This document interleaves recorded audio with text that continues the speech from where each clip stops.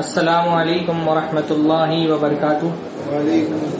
ان الحمد للہ نحمده ونستعینه ونستغفره ونعوذ باللہ من شرور انفسنا ومن سیئات اعمالنا من يهده الله فلا مضل له ومن يضلل فلا هادي له واشهد ان لا اله الا الله وحده لا شريك له واشهد ان محمدا عبده ورسوله اما بعد فان خير الحديث كتاب الله وخير الهدي هدي محمد صلى الله عليه وسلم وشر الامور محدثاتها وكل محدثة بدعة وكل بدعة ضلالة وكل ضلالة في النار۔ اعوذ بالله السميع العليم من الشيطان الرجيم من همزه ونفخه ونفثه۔ بسم الله الرحمن الرحيم۔ وإذ ابتلى إبراهيم ربه بكلمات فأتمهن قال إني جاعلك للناس إماما قال ومن ذريتي قال لا ينال عهد الظالمين۔ ہر طرح کی حمد و ثنا، تعریف اور توصیف اللہ رب العزت کے لیے لائق اور زیبا ہے، جس کی نعمتیں بے شمار ہیں، جس کے احسانات انگنت ہیں۔ اللہ رب العالمین کا بہت بڑا فضل و احسان ہے کہ اس نے ہم کو ایمان کی دولت سے نوازا۔ اللہ تعالیٰ نے ہم کو توحید کی سعادت بخشی ہے۔ اللہ رب العالمین نے ہم کو شرک سے، کفر کی گندگی سے اللہ رب العالمین نے ہم کو محفوظ رکھا ہے۔ اللہ رب العالمین اسلام اور توحید پر ہی ہماری زندگی جاری رکھے جب تک ہمارے سانسوں کی ڈور سلامت ہے، ہمارے قدم اسلام کے راستے پر رہیں، اور جب ہماری موت آئے تو ہماری زبان سے نکلنے والا کلمہ توحید کا کلمہ ہو۔ توحید اللہ تعالیٰ کی بہت بڑی نعمت ہے، اور توحید جو ہے وہ اللہ رب العالمین کا سب سے بڑا احسان ہے جو بندے پر کرتا ہے۔ اور توحید ماننے والے، توحید کے راستے پر چلنے والوں کے امام ہیں حضرت ابراہیم علیہ السلام۔ حضرت ابراہیم علیہ السلام موحدین کے امام ہیں۔ حضرت ابراہیم علیہ السلام موحدین، اللہ رب العالمین نے ان کو سارے انسانوں کا امام بنایا ہے، اور امامت کا یہ جو درجہ حضرت ابراہیم علیہ السلام کو ملا ہے یہ ایسے ہی نہیں مل گیا، بلکہ اللہ رب العالمین نے ان کو آزمایا، ان کے ایمان کو، ان کی توحید کو، ان کے توکل کو، ان کی ہمت، حوصلے اور جرأت کو قدم قدم پر آزمایا، اور جب وہ اپنی ہر آزمائش میں کامیاب ہوئے تب اللہ تعالیٰ نے جا کر کے ان کو امامت کے منصب سے سرفراز فرمایا۔ اللہ تعالیٰ فرماتے ہیں حضرت ابراہیم علیہ السلام کے بارے میں، وَإِذِ ابْتَلَىٰ إِبْرَاهِيمَ رَبُّهُ بِكَلِمَاتٍ فَأَتَمَّهُنَّ کی، اور یاد کریے، ذکر کیجئے حضرت ابراہیم علیہ السلام کا۔ ہم یہاں پہ حضرت ابراہیم علیہ السلام کے ذکر کے لیے بیٹھے ہیں۔ یہ حکم اللہ تعالیٰ نے اپنے نبی کو دیا کہ آپ حضرت ابراہیم کا ذکر کریں، ہے نا۔ یہاں پہ حضرت ابراہیم علیہ السلام کا واقعہ، ان کی زندگی کی تاریخ بیان کرنے کے لیے ہم بیٹھے ہیں۔ حضرت ابراہیم کی تاریخ بیان کرنے کا حکم ہم کو کس نے دیا ہے؟ اللہ نے دیا۔ ایک جگہ پر نہیں، قرآن مجید میں بے شمار مقامات پر اللہ تعالیٰ نے اپنے نبی کو کیا حکم دیا کہ آپ ابراہیم کی تاریخ بیان کریں۔ وَاتْلُ عَلَيْهِمْ نَبْأَ ابراہیم، اللہ نے فرمایا کہ ان پر ابراہیم کا قصہ ان کو سنائیے، ان کو ابراہیم کی بات بتائیے، ابراہیم کے ساتھ پیش آنے والا واقعہ بتائیے، اور اس کے وذکر فی الکتاب ابراہیم، ابراہیم کے ساتھ جو معاملہ پیش آیا آپ کتاب میں اس کا ذکر کیجئے۔ تو اللہ تعالیٰ فرماتے ہیں کہ وَإِذِ ابْتَلَىٰ إِبْرَاهِيمَ رَبُّهُ بِكَلِمَاتٍ، یاد کریے، لوگوں کو بتائیے وہ وقت جب ابراہیم کو اللہ تعالیٰ نے بہت ساری باتوں سے آزمایا، قدم قدم پر ان کا امتحان اللہ تعالیٰ نے لیا۔ فَأَتَمَّهُنَّ، تو انہوں نے اس امتحان میں کامیابی حاصل کی، ہر امتحان کو کامیاب کر کے دکھایا۔ فَأَتَمَّهُنَّ، یہ کتنی بڑی بات ہے، ہاں۔ امتحان لینے والا اگر دنیا ہی میں یہ ڈکلیئر کر دے کہ میرا فلاں بندہ امتحان میں کامیاب ہو گیا، کتنی بڑی بات ہے۔ امتحان ہمارا بھی چل رہا ہے، ہم میں سے ہر انسان آزمائش کے دور سے، امتحان کے دور سے ہی تو گزر رہا ہے۔ اللہ نے فرمایا ہم نے زندگی اور موت امتحان ہی کے لیے دی ہے، ہم کامیاب ہیں یا ناکام ہیں یہ فیصلہ کب ہوگا؟ قیامت کے دن، جب ہم مرنے کے بعد دوبارہ زندہ ہوں گے، اللہ تعالیٰ کے حضور میں حاضر ہوں گے، تو ہم کو پتہ چلے گا ہم کامیاب ہوئے یا ناکام ہوئے، ہمارے اعمال قبول ہوئے یا رد کر دیے گئے، اللہ ہم سے خوش ہوا یا ناخوش ہوا۔ دنیا میں ہم کو نہیں پتا ہے۔ حضرت ابراہیم کا مرتبہ کتنا بلند ہے، دنیا ہی میں اللہ رب العالمین نے کیا بتا دیا، فَأَتَمَّهُنَّ، جتنے امتحان ہوئے ابراہیم ہر امتحان میں کامیاب ہو گئے، ہر امتحان میں پاس ہو گئے. وَإِبْرَاهِيمَ الَّذِي وَفَّى، اور ابراہیم نے وفاداری دکھائی، پورا کر کے دکھایا. ہر کام کو جو اللہ تعالیٰ نے ان کے سپرد کیا تھا پورا کر کے دکھایا. ہر عہد اور وعدہ جو اللہ تعالیٰ نے لیا تھا اس وعدے پر وہ کھرا اترے. وَإِبْرَاهِيمَ الَّذِي وَفَّى. تو اللہ تعالیٰ نے ان سے بہت ساری چیزوں میں امتحان لیا. فَأَتَمَّهُنْ قَالَ إِنِّي جَاعِلُكَ لِلنَّاسِ إِمَامًا. تو اللہ تعالیٰ نے فرمایا اب میں تم کو لوگوں کا امام بناتا ہوں.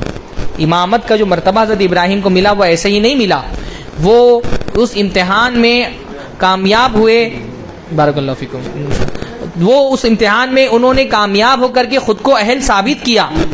نہیں بعد میں اس امتحان میں کامیاب ہو کر کے انہوں نے خود کو اہل ثابت کیا کہ وہ امامت کے مستحق ہیں. اس لیے امام ابن القیم رحمہ اللہ نے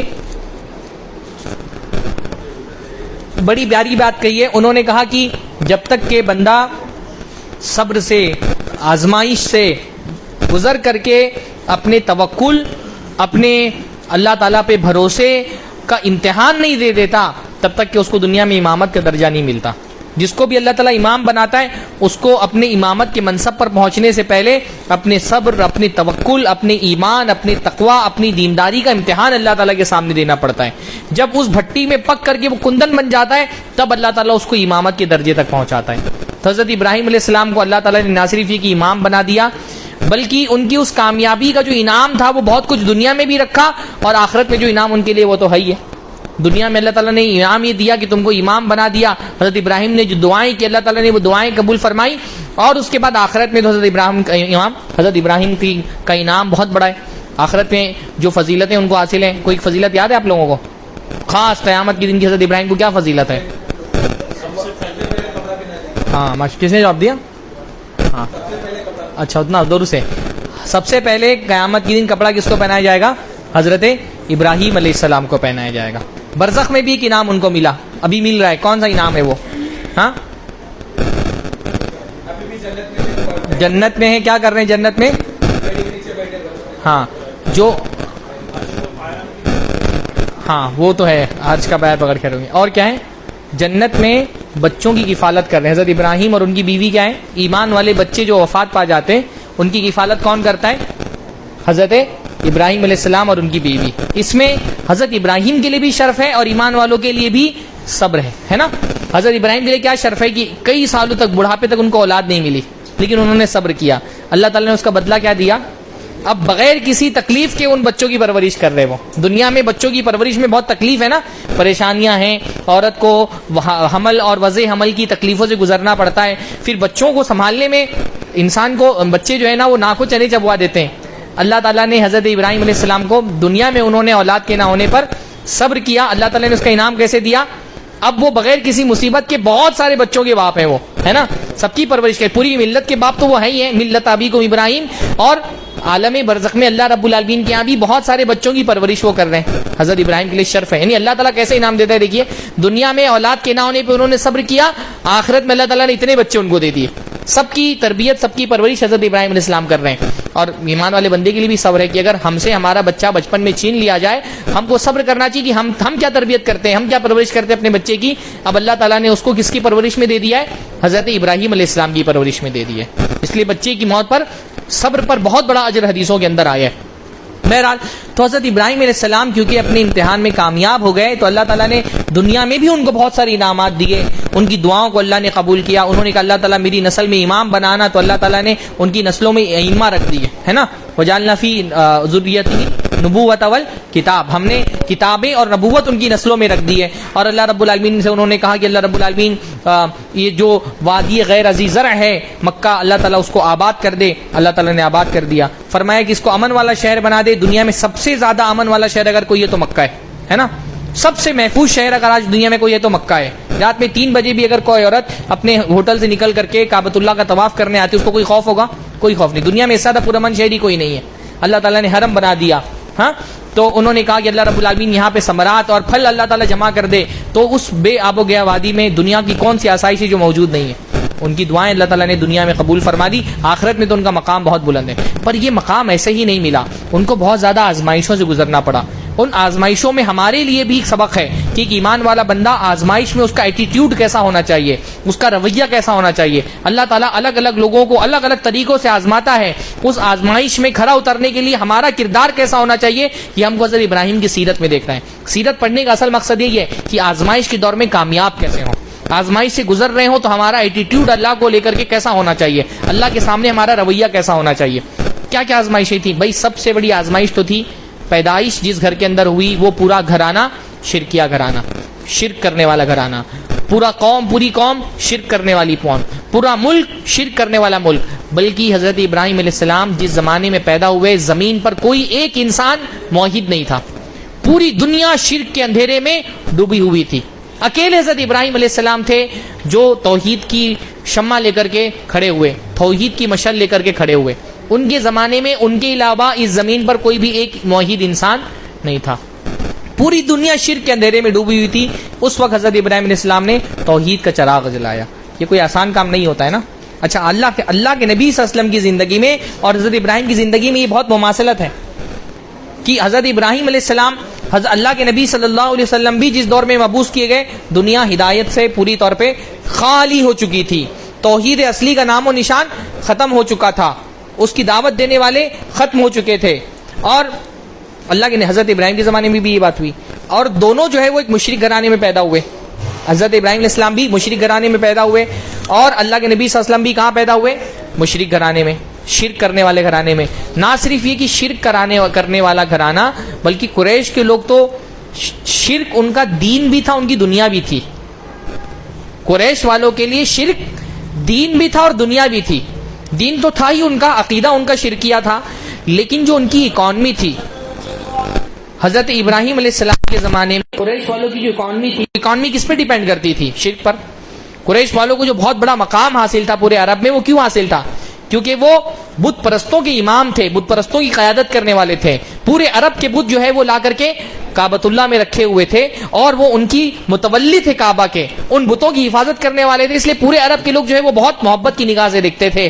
اور جب قریش کے لوگ جب آتے تھے وہ طواف کرنے کے لیے، اپنے بتوں کی عبادت کرنے کے لیے، تو قریش والوں کے لیے مالی آسائشیں بھی جو تھی وہ شرک سے ہی وابستہ تھیں. حضرت ابراہیم کا بھی معاملہ تھا کہ پوری دنیا شرک میں ڈوبی ہوئی تھی. اچھا، یہ دیکھیے، یہ خصوصیت اللہ کے نبی حضرت ابراہیم کے علاوہ اور کسی نبی کو نہیں حاصل ہے نا، کہ حضرت ابراہیم کی نسل میں جو دوسرے انبیاء آئے، ان کو دین کی نعمت کیسے ملی؟ ان کو دین کی نعمت ملی اپنے آبا و اجداد سے، ہے نا. حضرت اسماعیل کو توحید کی نعمت کیسے ملی؟ حضرت ابراہیم سے ملی. حضرت اسحاق نے توحید کہاں سے حاصل کی؟ اپنے باپ سے حاصل کی. حضرت اسحاق کی نسل میں جو انبیاء آئے، سب کو جو توحید کی نعمت ملی وہ کیسے ملی؟ وراثت میں ملی. لیکن حضرت ابراہیم علیہ السلام کو وراثت میں توحید کی نعمت نہیں ملی تھی، اللہ نے توحید کی نعمت ان کے دل میں الہام کر دی تھی. وہ کیسے قرآن کہتے ہیں وَلَقَدْ آتَيْنَا إِبْرَاهِيمَ رُشْدَهُ من قبل، کہ ہم نے ابراہیم کو نبوت، من قبل سے علماء نے مراد لیا کہ نبوت دینے سے پہلے اللہ تعالیٰ نے سمجھداری دے دی تھی توحید کی. توحید کی نعمت ان کے دل میں ڈال دی تھی، ان کے دماغ میں ڈال دی تھی توحید کی نعمت. رشد کہتے ہیں دل کے ہدایت کو، ہے نا. ہدایت اور رشد دو الگ الگ چیزیں. رشد کس کو کہتے ہیں؟ دل صحیح راستے پر چلا جائے، اس کو کہتے ہیں رشد. اور عمل صحیح ہو، اس کو کہتے ہیں ہدایت. اس لیے ہم خلفاء کو کیا کہتے ہیں؟ خلفاء الراشدین المہدیین. رشد پہلے دل صحیح راستے پر جاتا ہے، پھر عمل بھی ہمارا صحیح ہو جاتا ہے. تو عمل اگر صحیح ہو تو اس کو کیا کہتے ہیں؟ ہدایت. اور دل اگر سیدھے راستے پر ہو تو اس کو کیا کہتے ہیں؟ رشد. اللہ نے فرمایا ہم نے ابراہیم کو نبوت دینے سے پہلے ہی رشد عطا فرما دیا تھا، اس لیے انہوں نے زندگی میں کبھی شرک نہیں کیا. مشرک گھرانے میں پیدا ہونے کے باوجود شرک کیوں کیسے بچ گئے؟ اللہ نے توحید کی ہدایت ان کے دل میں ڈال دی تھی. ان کو وراثت میں نہیں ملی، کوئی لیگیسی نہیں تھی جو چلتی ہوئی آ رہی تھی، ہے نا. جیسے بنی اسرائیل کی جو انبیاء ہیں، سمجھ رہے ہیں آپ میں کیا بتا رہا ہوں؟ بنی اسرائیل کی جو انبیاء ہیں ان کو توحید کی نعمت اپنے خاندان والوں سے ملی، لیکن اللہ کے نبی صلی اللہ علیہ وسلم کے خاندان میں تو سب مشرک تھے. تو اللہ تعالیٰ نے اپنے نبی کو بھی جو توحید کی نعمت تھی وہ کیسی دی تھی؟ ان کے دل میں اللہ تعالیٰ نے ہدایت ڈال دی تھی. تو اس لیے اللہ کے نبی نے کبھی زندگی میں شرک نہیں کیا، اور یہی معاملہ حضرت ابراہیم کے ساتھ بھی ہوا. تو اس معاملے میں حضرت ابراہیم اور اللہ کے نبی دونوں بہت مماثل ہیں، دونوں ایک جیسے ہیں کہ ان کو بھی مشرک گھرانے میں حضرت ابراہیم پیدا ہوئے. سارا گھرانہ، سارا ملک، بلکہ ساری دنیا شرک کر رہی تھی، وہ اکیلے موحد تھے. ہاں، اکیلے توحید کی شمع جلانے والے تھے. اور پھر انہوں کو اللہ تعالیٰ نے ایسی ہدایت دی. حضرت ابراہیم کا بچپن کیسے گزرا، اس کی تفصیل قرآن و حدیث میں موجود نہیں ہے. جو ان کا بہت بلکہ ان کی والدہ کا بھی ذکر کوئی قرآن و حدیث کے اندر موجود نہیں ہے. بعض اسرائیلی روایتوں میں بعض واقعات آتے ہیں. مثلا ایک واقعہ یہ آتا ہے کہ حضرت ابراہیم کے جو باپ تھے آزر.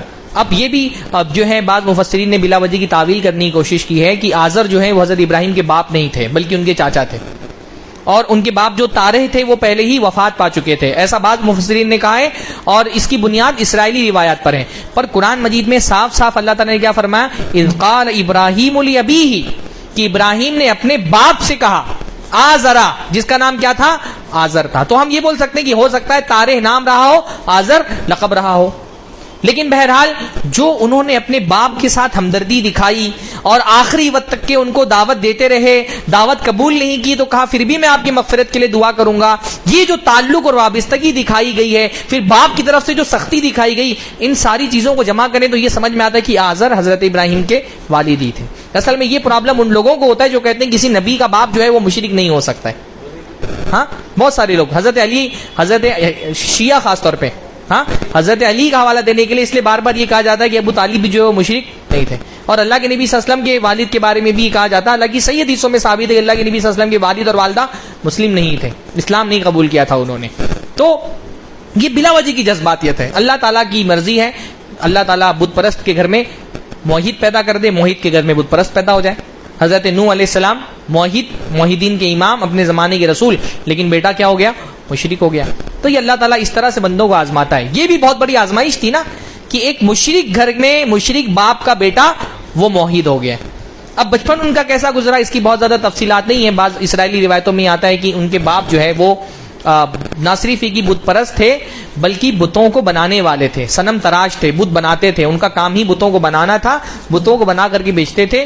بعض ایک مفسرین نے یہ بات بھی لکھی ہے تاریخی روایات کی روشنی میں, اسرائیلی روایات کی روشنی میں, کہ صرف بت بنانے والے نہیں تھے بلکہ جو ایک برہمن طبقہ ہوتا ہے نا کسی اس کا, جو ایک اعلیٰ مذہبی رہنماؤں کا طبقہ ہوتا ہے, جو پروہت قسم کے لوگ ہوتے ہیں, تو وہ پروہت تھے, اور بہت بڑا مقام ان کو اپنے جو نمرود بادشاہ تھا, نمرود جیسے بادشاہوں کی بھی ایک مجلس ہوتی ہے نا مذہبی, ان کے رہنماؤں کی ایک الگ مجلس ہوتی ہے, تو اس میں 6-7 ہی لوگ تھے, اس میں سے ایک حضرت ابراہیم علیہ السلام کے والد بھی ان میں سے ایک تھے. یہ بعض روایتیں اسرائیلیات میں آتی ہیں, اور اس میں ایک واقعہ بیان کیا جاتا ہے کہ حضرت ابراہیم علیہ السلام کے باپ جو ہے وہ بت بنا کر کے حضرت ابراہیم کو دیتے تھے, جاؤ بیچ کر کے آؤ. لیکن جیسے ہی وہ سن رشد کو پہنچے, سمجھداری کی عمر کو پہنچے, ان کو ان بتوں کی گندگی سمجھ میں آ گئی, اور ان کا یہ بات سمجھ میں آ گئی کہ یہ بت معبود نہیں ہو سکتے. تو وہ جب بتوں کو لے کر کے جاتے بازار میں تو کہتے کہ کون خریدے گا ان بتوں کو جو نہ نفع پہنچا سکتے نہ نقصان پہنچا سکتے. بت بیچتے بھی یہی بولتے کہ ان بتوں کو کون خریدے گا جو نہ نفع پہنچا سکتے نہ نقصان پہنچا سکتے.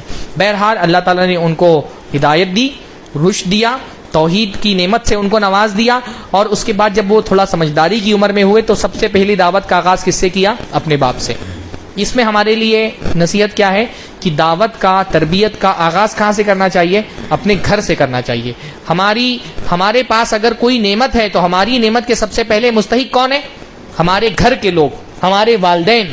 پہلے ان تک کے وہ نعمت پہنچانے کی کوشش کرنے. سب سے بڑی نعمت کیا ہے, توحید کی نعمت ہے, ایمان کی نعمت ہے. اس لیے انہوں نے اپنی دعوت کا آغاز اپنے گھر والوں سے کیا, اور اللہ کے نبی صلی اللہ علیہ وسلم نے بھی تو یہی کیا نا.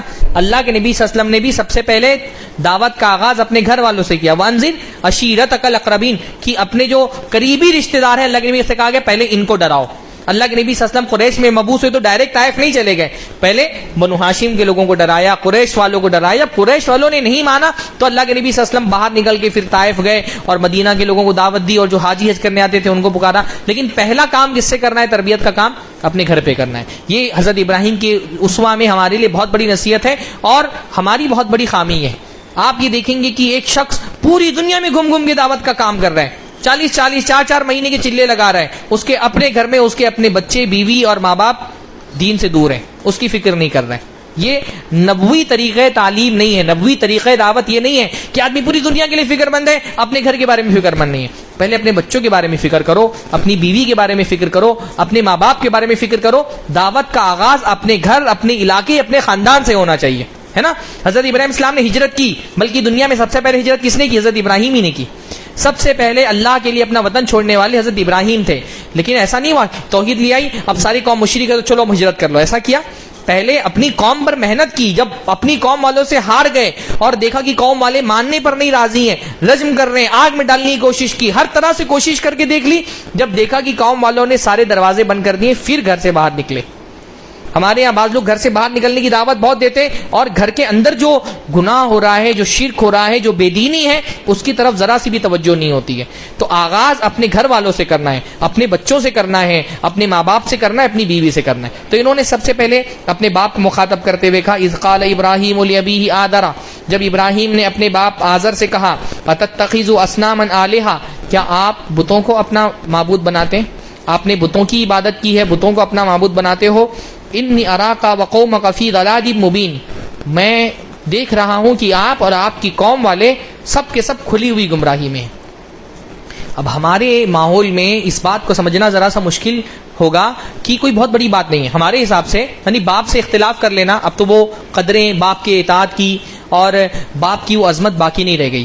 پر ہم تھوڑا پیچھے جائیں، یہ ہزاروں سال پہلے کا واقعہ ہے، قبائلی علاقہ ہے، قبائلی علاقے میں باپ ایک بہت بڑی اتھارٹی ہوتا ہے گھر کے اندر، ہے نا۔ ہمارے گھروں میں اتنا کوئی باپ کی عزت کون کرنے والے ہیں؟ ہاں، مانے نہیں مانے تو نہیں مانے، بہت سارے معاملات میں بیٹا جو ہے باپ سے بغاوت کر لیتا ہے، اس کو باپ کا محتاج نہیں ہے وہ۔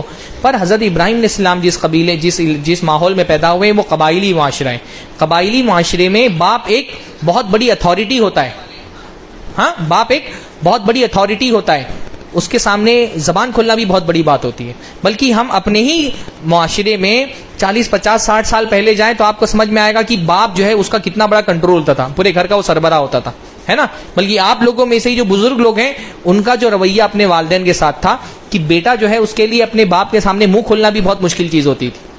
یہ اب ہمارے یہاں جو انڈیویجولزم بڑھا ہے تو اس کی وجہ سے اب بیٹا جو ہے وہ باپ سے اختلاف بھی کر لیتا ہے، ہنسی مذاق بھی کر لیتا ہے، اور ایک بہت فرینڈلی ریلیشن شپ ہوتا ہے۔ وہ معاشرہ ایسا معاشرہ نہیں تھا، وہاں باپ اس کے سامنے منہ کھولنا بھی بہت بڑی بات تھی۔ تو سب سے پہلی اتھارٹی جس کا سامنا حضرت ابراہیم کو کرنا پڑا وہ کون تھا؟ وہ اپنا باپ۔ اور یہ سب سے بہت بڑی آزمائش یہ خود تھی حضرت ابراہیم علیہ السلام کے لیے۔ اللہ نے جو فرمایا نا کہ حضرت ابراہیم کو اللہ نے بہت ساری چیزوں سے آزمایا، امام ابن القیم رحمہ اللہ وغیرہ نے فرمایا کہ سب سے پہلی آزمائش یہی تھی کہ اپنا باپ سگا مشرک ہے، اور مشرک باپ، مشرک گھر، مشرک خاندان، مشرک بھائی بہن کے بیچ میں موحد کھڑا ہو گیا ہے توحید کی دعوت دینے کے لیے۔ یہ آسان کام نہیں ہے۔ آپ میں سے شاید کسی کو تجربہ ہو کہ جو ایک قبر پرست گھرانہ ہوتا ہے اس میں کوئی ایک بیچارہ لڑکا اگر اللہ اس کو توحید کی نعمت سے نواز دیتا ہے، کتنا اسٹرگل اس کو کرنا پڑتا ہے، قدم قدم پہ اسٹرگل کرنا پڑتا ہے۔ ہاں، ہمارے یہاں تو توحید کی بات چھوڑیے، ہمارے یہاں تو مسجد میں اگر لڑکا آمین بولنے لگا ہے اس کے لیے نماز پڑھنے کی مشکل ہو جاتی ہے، مسجد سے نکال دیا جاتا ہے باہر۔ کتنے لوگوں کو میں جانتا ہوں آمین بولنے پر پٹائی ہوئی ان کی مسجدوں کے اندر، ہاں، رفع الیدین بولنے پر پٹائی ہوئی، کرنے پر پٹائی ہوئی ہے مسجدوں کے اندر۔ گھر میں جانتا ہوں باپ نے، ماں نے، یعنی ہمارے ایک دوست ہیں ان کی والدہ وفات کی وقت تک کے ان کو اہل حدیث ہو گئے تھے، خبیث بولتے تھے کہ تو خبیث ہے۔ ہاں، ایسی صورتحال میں یہ آسان کام نہیں تھا کہ باپ کے سامنے کھڑے ہو کر کے اور اختلاف کرنا اس کے دین سے، اس کے معبودوں سے برات کا اظہار کرنا۔ اس کے لیے بہت کرج چاہیے، بہت ہمت چاہیے۔ حضرت ابراہیم علیہ السلام کی زندگی میں ایک اسوہ، حضرت ابراہیم کی زندگی میں ہمارے لیے ایک اسوہ یہ بھی ہے کہ ہمت، جرأت، بہادری۔ حق کہنے والا کتنا بہادر ہوتا ہے، وہ کسی سے ڈرتا نہیں ہے۔ ہاں، بہادری اور ہمت، اس لیے حضرت ابراہیم علیہ السلام کو اولو العزم من الرسل کہا گیا نا۔ عزم کا مطلب کیا ہوتا ہے؟ حوصلے والے۔ اس کے لیے بہت ہمت چاہیے کہ آدمی اپنے زمانے کی اتھارٹی کے سامنے کھڑے ہو کر کے حق بات کہہ دے۔ اور انہوں نے پہلے باپ کے سامنے، پھر قوم والوں کے سامنے، اس کے بعد ملک کے بادشاہ کے سامنے کھڑے ہو کر کے حق بات کہی۔ انبیاء بزدل نہیں ہوتے، توحید انسان کے اندر ہمت، حوصلہ، بہادری پیدا کرتی ہے۔ مومن جو توحید کا اقرار کرنے والا وہ بزدل نہیں ہو سکتا ہے۔ جس کے پاس معلوم ہو کہ حق کا راستہ کیا ہے وہ باطل کے سامنے دبتا نہیں ہے، وہ کھل کر کے اپنی بات رکھتا ہے۔ یہ حضرت ابراہیم کی سیرت سے ہم کو پتا چلا ہے نا۔ انی اراکا، اے میرے ابا، آپ کو بھی میں دیکھ رہا ہوں آپ گمراہی میں ہیں، وقومکا، اور آپ کی قوم کو۔ آپ کی قوم کیوں کہا؟ حضرت ابراہیم کی بھی تو قوم تھی، لیکن کیونکہ بات یہاں پر شرک کی ہو رہی ہے تو اپنے آپ کو قوم سے الگ کر دیا کہ شرک کے معاملے میں تو یہ میری قوم نہیں ہے نا، آپ کی قوم۔ جیسے کبھی بچے کو جو ہے وہ ماں کو جو ہے بچے کی شکایت کرنی ہوتی کوئی تو کیا بولتی ہیں؟ تمہارے بیٹے کے کرتوت دیکھے کیا تھے؟ بیٹا اس کا بھی ہے نا، بیٹا تو اس کا بھی ہے، لیکن جب شکایت کرنی ہوتی ہے تو کیا بولتی ہے؟ تمہارے بیٹے کا کرتوت دیکھو کیا ہے، یعنی وہ جو اس نے کیا ہے اس معاملے سے میں بری ہوں. تو کیونکہ یہاں شرک کی بات ہو رہی ہے نا، تو یہ نہیں کہا میری قوم، ہماری قوم، کیا کہا؟ قوم کہا، آپ کی قوم. حالانکہ ان کی قوم تھی، انبیاء تو اپنی قوم والوں کو انبیاء قومی کہتے ہیں، میری قوم. نسب کے اعتبار سے ہماری قوم ہے، لیکن دین کے اعتبار سے میرا اس قوم سے کوئی تعلق کیونکہ نہیں ہے، تو کہنے انی اراکا، میں آپ کو دیکھ رہا ہوں اور آپ کی قوم والوں کو دیکھ رہا ہوں کہ وہ کھلی ہوئی گمراہی میں. پوری قوم سے بھی الگ ہو جانا یہ اور بڑی جرأت درکار ہے. خاندان سے ابھی آج کے زمانے میں اگر کسی مشرک گھرانے میں کوئی آدمی مسلمان ہو جائے، ٹھیک ہے، اس کو اب بہت اسٹرگل کرنا پڑے گا اپنے گھر والوں کے ساتھ، پر ایک سپورٹ تو ہوگا کہ بھائی اس گھر کے باہر مسلمان ایک قوم اور ایک امت کی حیثیت سے موجود ہے. ایک حوصلہ ملے گا کہ دنیا میں جو ہے اس مذہب کے ماننے والے بہت بڑی تعداد میں موجود ہیں. میں کوئی انوکھی بات نہیں کر رہا ہوں کہ جس کو دنیا میں کوئی نہیں کر رہا ہے، پر یہاں تو مسئلہ کیا ہے؟ قوم بھی مشرک ہے، باہر بھی کوئی سپورٹ نہیں ہے، اکیلے تنے تنہا پوری دنیا میں اکیلے توحید کی بات کر رہے ہیں. پوری دنیا شرک کر رہی ہے، یہ اکیلے توحید کی بات کر رہے ہیں، کوئی باہر سے بھی سپورٹ نہیں حاصل ہے. ہاں، یہ جرأت، اس سے بھی ہم کو ہمارے نوجوانوں کو خاص طور پہ نا نصیحت حاصل کرنی چاہیے کہ ایمان والا بندہ وہ ٹرینڈ کو فالو نہیں کرتا ہے، جو چل رہا ہے وہی چلنے دینا چاہیے. جب اس کو حق پتہ چل جاتا ہے تو وہ برے ٹرینڈ سے ہٹا لیتا ہے اپنے آپ کو، حق کے راستے پہ خود کو ڈال دیتا ہے. ہمارے نوجوانوں کی مسائل میں ایک بہت بڑا مسئلہ یہ ہے کہ وہ بس ہوا کی رخ پر بہتے ہیں. قوم جس طرف جا رہی ہے، دنیا جس طرف جا رہی ہے، اسی طرف چلو. ہاں، دنیا جو ہے وہ داڑھی نہیں رکھ رہی تو میں داڑھی کیسے رکھ لوں. ہاں، ٹرینڈ نہیں ہے داڑھی رکھنے کا، ٹرینڈ نہیں ہے عبادت کرنے کا، ٹرینڈ نہیں ہے دیندار ہونے کا، جو ٹرینڈ چل رہا ہے اسی پہ چل رہے ہیں. ٹرینڈ یہ ہے کہ دنیا انسٹاگرام پر ریلز بنا رہی ہے، ٹھمکے لگا رہی ہے، تو ہمارا نوجوان بھی وہی کر رہا ہے. ہوا کے جھونکے میں، ہوا کے دباؤ پر بہنا یہ ایمان والے کا کام نہیں ہوتا ہے. ایمان والا حق کے راستے پہ چلتا ہے، اس کی پرواہ نہیں کرتا کہ میرے ساتھ کتنے لوگ چل رہے ہیں. حق کا راستہ آپ کو پتا ہے، آپ اکیلے بھی ہیں تو تنہائی سے گھبرانا نہیں چاہیے، کیونکہ آپ کو پتا ہے کہ آپ اکیلے نہیں ہیں، آپ کے ساتھ کون ہے؟ اللہ ہے. اور اللہ ساتھ میں ہے تو دنیا ساتھ ہو یا نہ ہو کوئی فرق نہیں پڑتا. اس لیے غالباً عبداللہ ابن مسعود کے الفاظ ہیں کہ الجماعۃ ما وافق الحق وان كنت وحدک. جماعت، اللہ تعالیٰ نے فرمایا نا جماعت کو لازم پکڑو، اللہ کے نبی نے حدیث میں فرمایا جماعت کو لازم پکڑو. ہاں، فرمایا جماعت وہ ہے جو حق کے موافق ہو، اگرچہ تم اکیلے ہی کیوں نہ ہو، تم اکیلے ہو حق کے موافق ہو، تم ہی جماعت ہو پوری. تو ٹرینڈ کے پیچھے نہیں بہنا چاہیے، قومی دھارے میں شامل ہونا. ہماری ایک چیز ہوتی ہے نا، نہیں مسلمان قومی دھارے میں شامل ہوں، قوم یعنی ہمارے جو برادران وطن ہیں ان کو بھی ہم سے بہت شکایت ہوتی ہے مسلمان قومی دھارے میں شامل نہیں ہو رہے.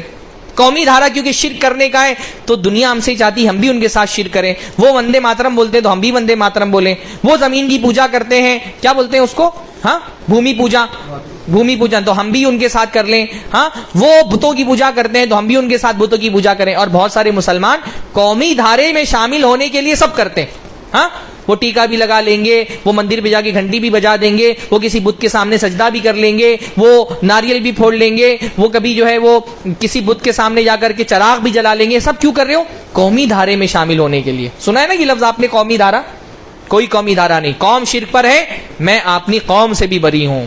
میں شرک نہیں کر سکتا کہ میری قوم والے شرک کر رہے ہیں تو میں بھی شرک کروں.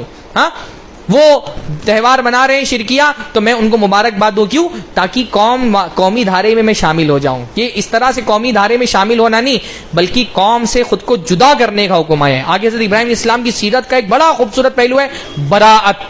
میں بری ہوں تمہارے بتوں سے، تمہارے معبودوں سے، میرا تمہارے معبودوں سے، تمہارے دین سے کوئی تعلق نہیں ہے.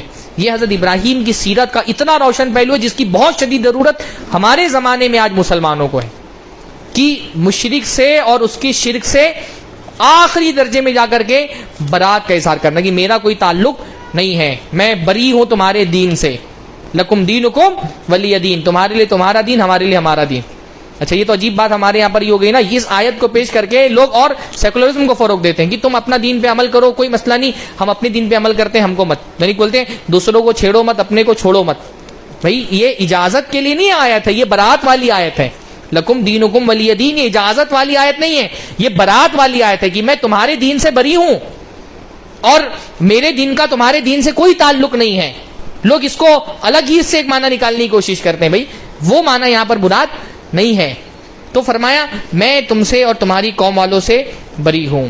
اس سے ایک حضرت ابراہیم اسلام کی سیرت کا بہت بڑا سبق ملتا ہے کہ ہم کسی بھی ماحول میں ہوں اپنی توحید کی نعمت کو ہم داغدار نہیں ہونے دینا ہے ہم کو.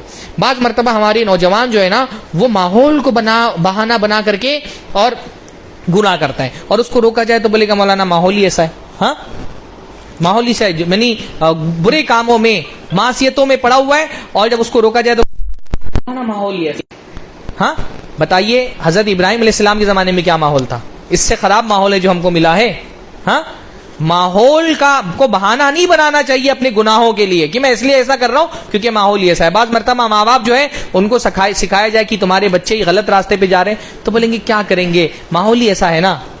مسلمان ماحول دیکھ کر کے ماحول کے پیچھے نہیں چلتا ہے, ماحول کو کے حساب سے اپنے آپ کو تبدیل نہیں کرتا, اپنے حساب سے ماحول کو تبدیل کرنے کی کوشش کرتا ہے, آگے بڑھتا ہے کہ میں ماحول دوں گا, نہ یہ کہ ماحول برا ہے تو میں اس کے چکر میں خود بھی اس ماحول میں ملوث ہو جاؤں گا. تو حضرت ابراہیم علیہ السلام, اچھا حضرت ابراہیم علیہ السلام کے تو یہ فرمایا کہ حضرت ابراہیم علیہ السلام نے اپنے باپ سے بغاوت کر لی. اس میں جو ہے نا وہ اہل مکہ کے لیے بھی ایک پیغام تھا. حضرت ابراہیم کی جو شخصیت اتنا زیادہ نمایاں کی گئی قرآن مجید کے اندر, اس میں خاص طور پہ میں نے بتایا نا کہ جو مکہ کے حالات تھے اس وقت حضرت ابراہیم علیہ السلام کی زندگی, دونوں میں بہت موافقت تھی. جب اللہ کے نبی صلی اللہ علیہ وسلم مکہ والوں کو توحید کی طرف بلاتے تو مکہ والے کیا بولتے ہیں, ہمارے باپ دادا یہی کرتے آئے. ہاں تو ابراہیم سے تمہارے سب سے بڑے باپ کون ہے؟ ابراہیم. سب کا نسب قریش والوں کا جا کر کے کس پر ملتا تھا؟ حضرت ابراہیم پر. حضرت ابراہیم کا اسوہ پیش کیا جا رہا ہے کہ حضرت ابراہیم مشرک نہیں تھے, اور اسی شرک کی وجہ سے تو انہوں نے اپنے باپ دادا سے بغاوت کر لی. ہاں باپ دادا کو فالو نہیں کرتے تھے بلکہ باپ دادا سے بغاوت کی تھی.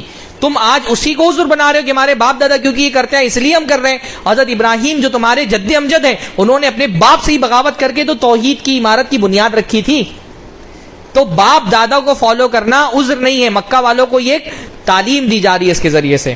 بہرحال حضرت ابراہیم علیہ السلام جب کھڑے ہوئے اپنی قوم والوں کے خلاف توحید کی دعوت لے کر کے, تو اللہ تعالیٰ نے پھر ان کو حوصلہ دیا. اللہ تعالیٰ اگلی آیت میں فرما رہے, سورہ نام کی آیت ہے آیت نمبر 74, اب 75 میں فرما رہے وَكَذَلِكَ نُرِي إِبْرَاهِيمَ مَلْكُوتَ السَّمَاوَاتِ وَالْأَرْضِ وَلِيَكُونَ مِنَ الْمُوقِنِينَ. اس طرح ہم نے دکھایا, بلکہ نوری کا مطلب کیا ہوتا ہے؟ نوری کون سا صیغہ ہے؟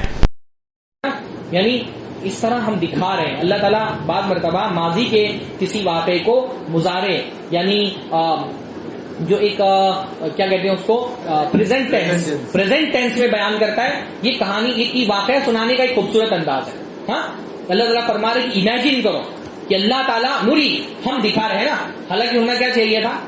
ماضی کا صیغہ ہونا چاہیے تھا نا, دکھا چکے تھے اللہ رب العالمین, پر ماضی کے صیغے سے نہیں بیان کر رہے ہیں, اللہ مضارع کے صیغے سے بیان کر رہے ہیں, جو حال کے صیغے سے بیان کر رہے ہیں, پریزنٹ ٹینس سے, کہ ہم دکھا رہے ہیں ابراہیم کو ملکوت السماوات والارض, آسمان و زمین کی بادشاہت ہے. یعنی اللہ تعالیٰ نے کیا کیا, جب حضرت ابراہیم کو رشد ملا اور وہ توحید کی دعوت لے کے کھڑے ہوئے تو اللہ تعالیٰ نے زمین و آسمان میں جو اپنی نشانیاں ہیں وہ حضرت ابراہیم کے سامنے کھول دی. اور ان کیوں لیکون من الموقنین, تاکہ وہ یقین کرنے والوں میں سے ہو جائے, ان کا یقین بڑھ گیا. جب بندہ توحید کے راستے پہ چلتا ہے نا, ہدایت کے راستے پہ, وہ ایک قدم چلتا ہے, اللہ تعالیٰ اس کے لیے دوسرے راستے آسان کر دیتا ہے. والذین اہتدوا زادہم ھدی وآتاہم تقواہم. اللہ نے فرمایا جو ہدایت کے راستے پہ چلے گا اللہ اس کی ہدایت میں اضافہ کرتا ہے. آپ جب توحید کا علم لے کر کے کھڑے ہوں گے اللہ آپ کے لیے ہدایت کے دوسرے راستے بھی کھول دیتا ہے. تو اب کوئی نبی تو ان کے پاس تھا نہیں نا جس سے انہوں نے ہدایت لی ہو, تو اللہ تعالیٰ نے ہدایت کے کون سے راستے کھول دیے؟ کوئی کتاب ان کے پاس نہیں تھی جو پچھلی نبیوں سے آئی ہوئی اس کو پڑھ کر کے وہ ہدایت حاصل کرے, تو اللہ تعالیٰ نے یہ جو کائنات کی کتاب ہے نا یہ ان کے لیے کھول دی. کائنات بھی کتاب ہے, اور اس کائنات کے ہر صفحے پر اللہ کی توحید کی عبارتیں لکھی ہوئی ہیں. جو بندہ کائنات میں غور کرے گا اللہ تعالیٰ پر اس کا یقین بڑھتا چلا جائے گا. اللہ تعالیٰ نے یہ کائنات ان کے سامنے کھول کر کے رکھ دی. کائنات کی بات ہے نا, ایک عربی کا شاعر یہ بڑی خوبصورت بات اس نے کہی, وَفِي كُلِّ شَيْءٍ لَهُ آیَةٌ تَدُلُّ عَلَىٰ أَنَّهُ وَاحِدٌ. کائنات کی ہر شے میں اس کی نشانی ہے جو اس کے ایک ہونے پر دلالت کرتی ہے. آسمان سے برسنے والی بارش, زمین سے اگنے والے نباتات, چرند پرند, انسان, پہاڑ, ندیاں, نہریں, سمندر, یہ پوری کائنات اللہ کی توحید کی علامت ہے. دنیا مشرک نہیں دیکھ پاتا نا, مشرک کو توحید نہیں دکھائی دیتی ان چیزوں میں. کیوں؟ کیونکہ اس کا دل اندھا ہو چکا ہے. اللہ نے فرمایا فَإِنَّهَا لَا تَعْمَى الْأَبْصَارُ وَلَٰكِن تَعْمَى الْقُلُوبُ الَّتِي فِي الصُّدُورِ. آنکھیں اندھی نہیں ہوتی, دل اندھا ہو جاتا ہے. تو مشرک کو توحید نہیں دکھائی دیتی, ایمان والے بندے کو ہر جگہ توحید دکھائی دیتی ہے نا. چاند دیکھتے تو اس کو توحید دکھتی کہ نہیں دکھتی؟ کیا دعا پڑھتے ہیں ہم چاند دیکھتے ہیں؟ بالامن والایمان والصلاۃ والسلام ربی و ربک اللہ. اے چاند میرا رب تیرا رب اللہ ہے. ہے نا. اللہ ہر چیز, سورج دیکھ کر کے اس کو اللہ یاد آتا ہے, زمین پہ چھوٹی چھوٹی, اس لیے اللہ نے فرمایا مکھی کو دیکھو, ہاں مکھی بھی دیکھتا ہے تو اس کو کیا یاد آتا ہے, اللہ یاد آتا ہے. مچھر دیکھ کر کے اللہ یاد آتا ہے, ہر چیز دیکھ کر کے, اونٹ دیکھ کر کے اللہ نے فرمایا افلا ينظرون الى الابل كيف خلقت, یہ اونٹ کو کیوں نہیں دیکھتے کہ وہ کیسے پیدا کیا گیا. اونٹ کو دیکھ کر کے اس کو توحید سمجھ میں آتی ہے, ہاں مچھلیوں کو دیکھ کر کے توحید سمجھ میں آتی ہے. کھانا کھاتا ہے نا, اناج دیکھ کر کے فلينظر الانسان الى طعامه, آدمی کو چاہیے کہ اپنے کھانے کی طرف دیکھے, کھانا دیکھ کے اس کو توحید سمجھ میں آتی ہے. پرندے آسمان پہ اڑتے ہوئے دیکھتا ہے, توحید سمجھ میں آتی ہے. کیسے فرمایا کہ اولم يروا الى الطير فوقهم صافات ويقبض ما يمسكهن الا الرحمن, یہ اپنے سروں پر اڑتے ہوئے پرندوں کو نہیں دیکھتے. پرندہ دیکھو گے, گریوٹی دنیا میں اللہ تعالیٰ نے کیسے پرندے بنائے کہ وہ گریوٹی کے باوجود اڑ رہے ہیں, اپنے پر پھیلا رہے ہیں, سمیٹ رہے ہیں اور اڑ رہے ہیں آسمان پہ. ما يمسكهن الا الرحمن, فضا میں ان کو روکنے والی ذات اللہ کی ہے. تو کیونکہ کوئی پیچھے سے کتاب نہیں آ رہی تھی نا جو مل گئی ہو اور انہوں نے پڑھ لیا ہو, کوئی نبی کی ہدایت باقی نہیں رہ گئی تھی, تو جو اس کائنات میں ہدایت اللہ تعالیٰ نے رکھی ہے وہ ہدایت حضرت ابراہیم کے سامنے اللہ تعالیٰ نے کھول دی, اپنی بادشاہت کا کے مظاہر ان کو دکھائے. اور ایمان جب ہوتا ہے دل کے اندر تو بندے کو ہر جگہ توحید دکھتی ہے. امام شافعی سے کسی نے پوچھا اللہ کے رب ہونے کی دلیل کیا ہے, تو انہوں نے کہا انڈا. انڈا اللہ کے رب ہونے کی دلیل ہے کہ انڈے پہ غور کرو, اللہ کی ربوبیت کا کرشمہ دکھائی دے گا. انہوں نے کہا حسن حسین, انڈا جو ہے وہ بند قلعے کی طرح ہے, لا منفذ له ولا باب, نہ اس سے باہر نکلنے کا راستہ ہے نہ اندر جانے کا راستہ ہے. ظاہرہ کالفضة البیضاء, اس کا ظاہر جو ہے وہ چاندی کی طرح چمکیلا ہے. باطنہ کالذهب, اندر سونے کی طرح گولڈن ہے. اچانک تم دیکھتے ہو کہ وہ انڈے سے ایک جان نکل آتی ہے. کون ہے اس کو, اللہ کے علاوہ کون ہے جو یہ کر سکتا ہے. امام احمد ابن حنبل سے پوچھا گیا کہ اللہ تعالیٰ کے رب ہونے کی نشانی کیا ہے, تو انہوں نے کہا ہرن کو دیکھو. انہوں نے کہا پتہ دیکھو, پتھا ہرن کھاتے, بھینس کھاتی, گائے کھاتی ہے تو دودھ بن جاتا ہے, گائے کھاتی ہے پتہ تو کیا بن جاتا ہے, وہ دودھ بن جاتا ہے. ہرن کھاتی ہے تو مشک بن جاتا ہے, اور وہ جو ریشم کا کیڑا کھاتا ہے تو ریشم بن جاتی ہے. بندہ جب غور کرنے پہ آتا ہے نا اس کو ہر شے میں اللہ کی نشانی دکھائی دیتی ہے. اس لیے کائنات میں تدبر کرنا ہدایت کا ایک راستہ ہے. ہم کو بار بار حکم دیا گیا ہے کہ کائنات میں آسمان و زمین کی تخلیق میں غور کرو. حضرت ابراہیم کو اللہ تعالیٰ نے اس طرح سے اپنی توحید کی نشانیاں دکھائیں اور ان کا ایمان بڑھ گیا. ہر چیز میں اللہ تعالیٰ کی نشانی ہے. تو ہم نے ابراہیم کو اپنی نشانیاں دکھائیں اور پھر یہاں سے بندے کو حوصلہ ملا ہے نا. ان کو توحید کا کام کرنا ہے, ان کو قوم کے سامنے کھڑا ہونا ہے, بادشاہ کے سامنے کھڑا ہونا ہے, تو ایک ہمت چاہیے نا. ہمت کیسے ملی, جب اللہ کی ملکوت, اللہ کی بادشاہت دیکھ لی تو اللہ کی بادشاہت کے سامنے ہر بادشاہت چھوٹی لگنے لگتی. جب نبی کو یہ پتا چلتا ہے نا میں کس کو ریپرزینٹ کر رہا ہوں, کائنات کے بادشاہ کو, کائنات کے مالک کو, تو پھر چھوٹے چھوٹے بادشاہ ان کی حیثیت ہی نہیں رہ جاتی, ان کا خوف ہی دل سے نکل جاتا ہے. جب اللہ کی بادشاہت کا یقین آتا ہے نا تو دنیا کی بادشاہوں کو خوف نہیں رہ جاتا دل میں. یہ جو ہم ڈرتے ہیں نا, ارے فلاں پارٹی آ گئی اب ہمارا کیا ہوگا, ہاں ہارس ٹریڈنگ ہو رہی ہے, ایم ایل اے خرید لیے, پارٹی گر گئی, کیا یہ ہمارے مالک ہیں, یہ خالق ہے, یہ رب ہے, اتنا کیوں ڈر رہے ہیں. کوئی پارٹی آ جائے, کوئی پارٹی اللہ سے بڑی ہے, ہاں نمرود سے بڑے طاقتور لوگ ہیں یہ, یا ہم لوگ حضرت ابراہیم سے زیادہ یہاں پر آزمائش میں, آج جو پارٹی آنی ہے ہم لوگ کون ہیں, ہم وہ کہنے والے وَتُعِزُّ مَن تَشَاءُ وَتُذِلُّ مَن تَشَاءُ, اللہ تو جس کو چاہتا ہے بادشاہ دیتا ہے, تو جس کو چاہتا ہے ذلیل کرتا ہے. بیدک الملک, بادشاہ تیرے ہاتھ میں, کسی کے ہاتھ میں نہیں, نہ آسام والوں کے ہاتھ میں نہ سورت والوں کے ہاتھ میں. بادشاہ کس کے ہاتھ میں, اللہ کے ہاتھ میں. تُؤْتِي الْمُلْكَ مَن تَشَاءُ وَتَنزِعُ الْمُلْكَ مِمَّن تَشَاءُ, اللہ تو جس کو چاہتا ہے بادشاہ دیتا ہے, جس سے چاہتا ہے بادشاہ چھین لیتا ہے. جب بندہ اللہ والا ہو جاتا ہے نا پھر دنیا والوں سے ڈر ختم ہو جاتا ہے. دنیا والوں سے ڈر اسی لیے کیونکہ اللہ کا ڈر نہیں ہے دل میں. ورنہ آپ دیکھیے حضرت موسیٰ علیہ السلام فرعون سے لڑنے چلے گئے, کیا لے کر کے گئے تھے, کوئی بہت بڑی فوج تھی, ہاں ایک اسلحہ ہاتھ میں نہیں تھا, نہ تیر نہ تلوار نہ توپ نہ فوج, کیا لے کے گئے, ایک لاٹھی لے کے گئے.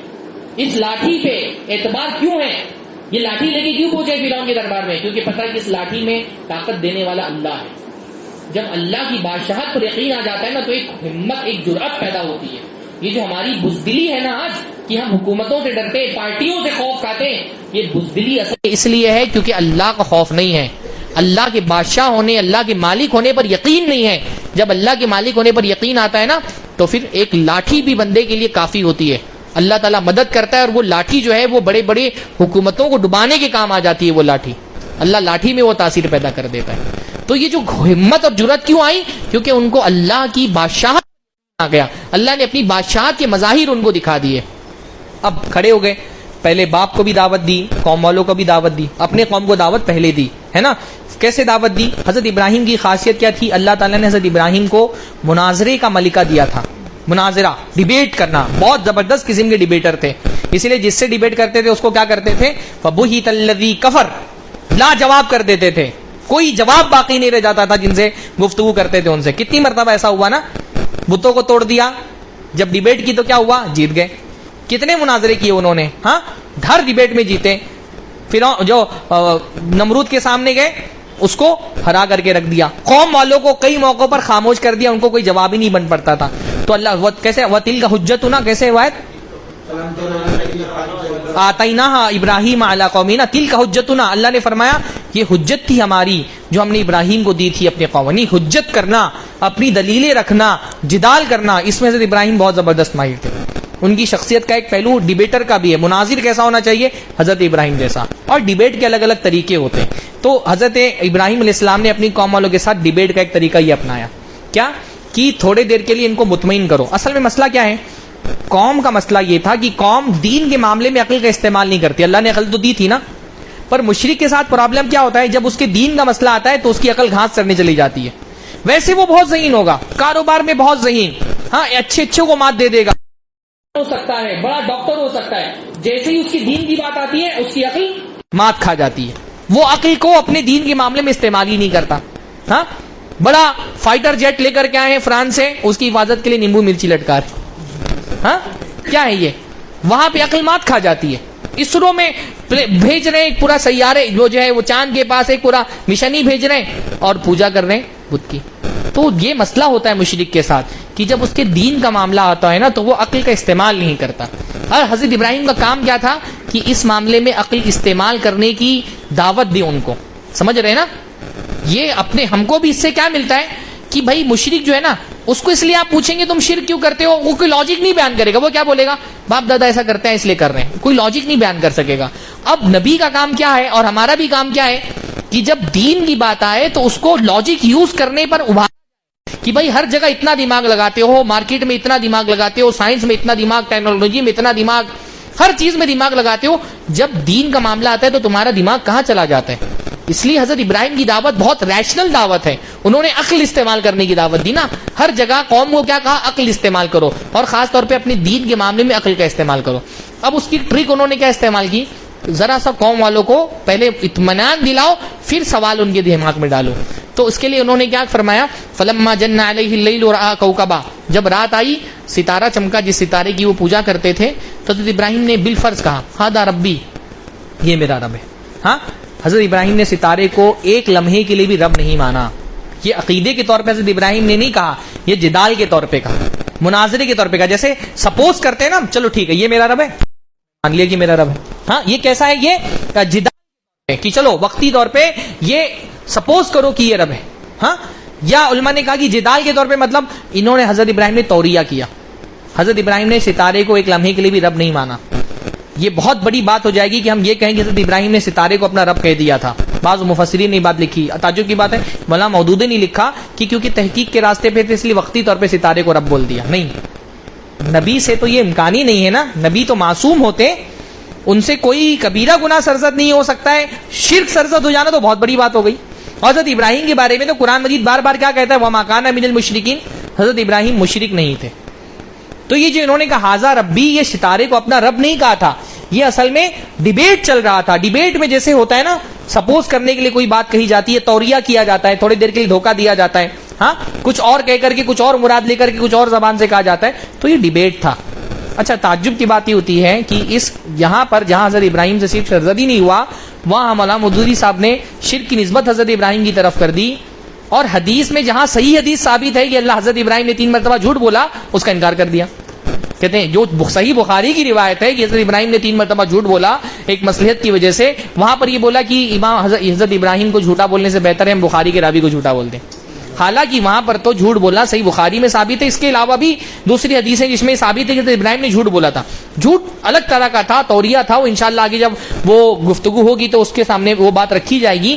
فی الحال میں یہ سمجھانا چاہ رہا ہوں کہ حضرت ابراہیم نے شرک نہیں کیا. اس لیے بعض علماء نے کہا توریہ تھا. وہ توریہ یعنی بات ہم کہتے ہیں صحیح, لیکن سامنے والا اس کو کچھ اور سوچ رہا ہوتا ہے نا. تو انہوں نے کیا کہا؟ ہاذا ربی، یہ میرا رب ہے. کیا مراد تھی؟ یہ نہیں کہا نا کہ ہاذل کوکب ربی، یہ ستارہ میرا رب ہے. ایسا کہا؟ کیا کہا؟ ہاذا ربی، یہ میرا رب ہے. مراد اللہ تعالیٰ کی ذات تھی. یا پھر یہ کہ یہ میرے رب کی تخلیق ہے، یہ میرے رب نے پیدا کیا ہے. بھائی جیسے سب لوگوں نے، کئی ہم لوگ پکنک پہ گئے، سارے لوگ کھانا لے کر کے آئے اور میں بھی اپنی امی سے کھانا بنوا کے لایا ہوں، تو میں بول دوں یہ میری امی، تو اس سے مراد ہے کہ اس کو میں امی بول رہا ہوں، یہ میری امی نے بنایا ہے. تو یا ہاذا ربی سے مراد کیا تھا؟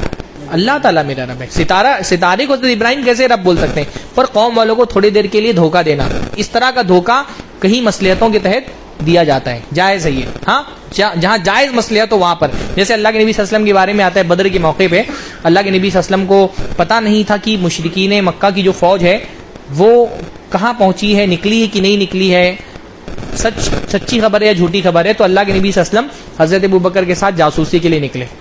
بدر واحد ایسی جنگ ہے جس میں جاسوسی خود اللہ کے نبی نے کی تھی، اور ساتھ میں سب سے معتمد جو انسان تھے حضرت ابوبکر، ان کو ساتھ میں لیا. نکلے، اب ایک بدو ملا راستے میں، تو اللہ کے نبی صلی اللہ علیہ وسلم نے، وہ پہچانتا نہیں تھا اللہ کے نبی کو، حضرت ابوبکر کو، تو اجنبی بن کر کے اللہ کے نبی نے سوال کیا کہ یہ محمد کی فوج اور مکہ کے مشرکین کی فوج، یعنی قریش والوں کی فوج اور مدینہ والوں کی فوج کہاں ہے؟ کچھ پتہ ہے ان کے بارے میں؟ بدو بھی چالاک تھا، بولا میں تم کو کیوں بتاؤں، پہلے تم بتاؤ تم کہاں سے ہو، کیوں پوچھ رہے ہو مجھ سے؟ تو اللہ نے فرمایا پہلے پوری معلومات دے دو، پھر میں بتاؤں گا میں کہاں سے ہوں. ہم لوگ کہاں سے ہیں بتائیں گے، لیکن پہلے تم معلومات دو. تو اس بدو نے کہا میں نے سنا ہے کہ مدینہ سے فوج اتنی تاریخ کو نکلی ہے، اگر یہ واقعہ صحیح ہے، یہ خبر صحیح ہے، تو اب یہ فوج فلاں مقام پر پہنچ چکی ہوگی اور اس نے قیام کیا ہوگا. اور بالکل صحیح بتایا اس نے. اور اس نے کہا میں نے سنا ہے کہ قریش والوں کی فوج فلاں تاریخ کو نکلی ہے، اگر یہ بات صحیح ہے تو آج وہ فوج فلاں جگہ پر ہوگی. اور بالکل صحیح بتایا اس نے. اب اس نے کہا میں نے بتا دیا اپنی معلومات، تم بتاؤ تم کہاں سے ہو؟ تو اللہ نے فرمایا نحنو من الماء، ہم پانی سے ہیں. ہاں جھوٹ نہیں بولا اللہ کے نبی نے. کیا بولا؟ نحنو من الماء، ہم پانی سے. ہر انسان پانی سے، ہر انسان پانی سے پیدا کیا گیا. تو کبھی کبھی اس طرح کا توریہ اللہ کے نبی صلی اللہ علیہ وسلم، خاص طور پہ جنگ وغیرہ میں اللہ کے نبی کی ہدایت کیا ہے کہ الحرب خدع، جنگ جو ہے وہ دھوکہ دینے کا نام ہے. تو ایسے بہت سارے دھوکے جو ہے وہ چلتے ہیں. تو حضرت ابراہیم علیہ السلام نے ستارے کو اپنا رب نہیں کہا، صرف آسمان میں کہا ہاذا ربی، یہ میرا رب ہے. فلما افلا، اب قوم والے مطمئن ہو گئے کہ لگتا ہے ابراہیم ہمارے دین پر آ چکے ہیں، ہمارے معبود کو معبود تسلیم کر لیا ہے. فلما افلا، اچھا یہ بھی نہیں کہا میرا معبود ہے، صرف رب کہا میرا رب ہے. فلما افلا، تو جب وہ ستارہ ڈھل گیا، کہا انی لا احب الافلین، میں تو ڈھلنے والوں سے محبت نہیں کر سکتا، ڈھلنے والوں سے میں محبت نہیں کرتا. جس سے محبت نہ ہو وہ رب نہیں ہو سکتا، وہ معبود نہیں ہو سکتا. کیا پتا چلا کہ معبود سے پہلا تعلق محبت کا قائم ہونا چاہیے. جس سے محبت ہی نہ ہو وہ رب کیسے ہو سکتا ہے؟ میں اس کو معبود کیسے بناؤں، ہے نا؟ معبود سے پہلا تعلق محبت کا ہونا چاہیے. میں پسند ہی نہیں کرتا، میں محبت ہی نہیں کر سکتا ڈھلنے والوں سے. جو ڈھل جائے، جو ہمیشہ حاضر نہ رہے، میری دعاؤں کو نہیں سن سکتا، میری گفتگو کا جواب نہیں دے سکتا، جو ہمیشہ میرے لیے اویلیبل نہیں ہے، وہ میرا رب کیسے ہو سکتا ہے؟ میں اس کو کیسے پکاروں؟ رات کے وقت کوئی تکلیف، دن کے وقت کوئی تکلیف ہو تو ستارہ تو مجھے دکھے گا ہی نہیں. تو یہ میرا رب کیسے ہو سکتا ہے؟ اب قوم والوں کے لیے ایک سوال کھڑا کر دیا کہ واقعتاً ستارہ تو ڈھل جاتا ہے، جس کی روشنی مان پڑ جائے وہ رب کیسے ہو سکتا ہے؟ فلما رأى القمر بازغا قال هذا ربي، پھر کبھی چاند نکل رہا تھا اس کو بھی کہا هذا ربي، یہ میرا رب ہے. فلما افل قال لئن لم يهدني ربي القوم الضالين، پھر کہا کہ یہ تو ڈھل گیا تو نہیں ہو سکتا ہے، اگر میرے رب نے مجھے ہدایت نہیں دی تو میں تو پھر گمراہ لوگوں میں سے ہو جاؤں گا. فلما رأى الشمس بازغة قال هذا ربي، پھر اس کے بعد سورج کو دیکھا روشن تو کہا یہ میرا رب ہے، یہ بڑا ہے، بتانے کے لیے، لوگوں کو ظاہر کرنے کے لیے. اور جب سورج بھی ڈوب گیا تو کہا انی بریء مما تشرکون یا قومی، اے میرے قوم کے لوگوں. یہاں پہ میرے قوم کہا. جب توحید کی دعوت دینی ہے، اپنی طرف سے محبت کا اظہار بھی ضروری ہے نا. جہاں دعوت دینی ہوتی وہاں پر کیا ہے؟ نرمی برتنا ہے. یا قومی، اے میری قوم کے لوگوں. اس میں ایک بہت بڑی نصیحت ہمارے لیے بھی ہے. ہمارے یہاں ایک عجیب ٹرینڈ ہو گیا ہے نا کہ غیر مسلموں کے لیے ہم نے ایک لفظ استعمال کر لیا ہے غیر لوگ. بھئی ہماری قوم کے کہیں نہ کہیں جا کر کے ہماری نسلیں ان کی نسلوں سے مل جاتی ہیں. اگر ہم ان کو اپنا نہیں سمجھیں گے تو جو ایک دعوت کے لیے جو درد ہمارے دل میں ہونا چاہیے وہ درد کیسے پیدا ہوگا؟ اس لیے انبیاء جب اپنی قوم والوں کو دعوت دیتے تو کیا کہتے تھے؟ اے میری قوم کے لوگوں. ان کو آپ یہ نہیں سمجھیں گے جب تک کہ ہماری قوم کے لوگ ہیں، ان کے لیے طلب کیسے پیدا ہوگی؟ حضرت ابراہیم کے دل میں جو طلب ہے، اللہ کے نبی کے دل میں جو طلب ہے توحید کی، وہ کیوں ہے؟ کہ اپنی قوم کے لوگ ہیں، یہ ہماری قوم کے لوگ ہیں، جو یا قومی ہم نے ان کو اپنی قوم سمجھا ہی نہیں ہے، وہ گناہ کے راستے پہ چل رہے ہیں، وہ شرک کے راستے پہ چل رہے ہیں، ہم کو کوئی فکر نہیں کیونکہ ہم ان کو اپنا نہیں سمجھتے، یہ بھی ہمارے اپنے ہیں، یہ شرک کے راستے پر چل رہے ہیں، ہماری ذمہ داری کہ ہم ان کو شرک کے راستے سے کیا، ہاں خاص طور پہ ہمارے رشتہ دار وغیرہ بھی جو ہوتے ہیں نا، ہمارے اپنے خاندان کے لوگ، ہم بعض مرتبہ توحید کی نعمت مل جائے بندے کو، ایمان کی نعمت، وہ اس کو سکون سے نہیں بیٹھنے دیتی ہے، یہ ایمان کی نعمت مل گئی، اب گھر میں تجوری بند کر کے رکھ دو، اگر آپ کا ایمان جو ہے نا وہ آپ کے اندر ولولہ اور جوش اور بے چینی نہیں پیدا کر رہا تو پھر آپ کا ایمان کامل نہیں ہے۔ جس کے دل میں ایمان رہے گا وہ بے چین رہے گا، وہ سکون سے نہیں بیٹھ سکتا ہے۔ اللہ کے نبی صلی اللہ علیہ وسلم کتنا بے چین تھے کہ اللہ تعالیٰ کو بار بار تسلی دینی پڑتی تھی، فَلَعَلَّكَ بَاخِعٌ نَفْسَكَ أَلَّا يَكُونُوا مُؤْمِنِينَ، کہ اللہ کے رسول یہ آپ کی قوم والی ایمان نہیں لا رہے، اس کے ٹینشن میں کہیں ایسا نہ ہو کہ آپ اپنے آپ کو ہلاک کر بیٹھیں، اپنے آپ کو نہ ہلاک کر بیٹھے، نہیں فکر مندی ہونی چاہیے اپنی قوم والوں کے لیے۔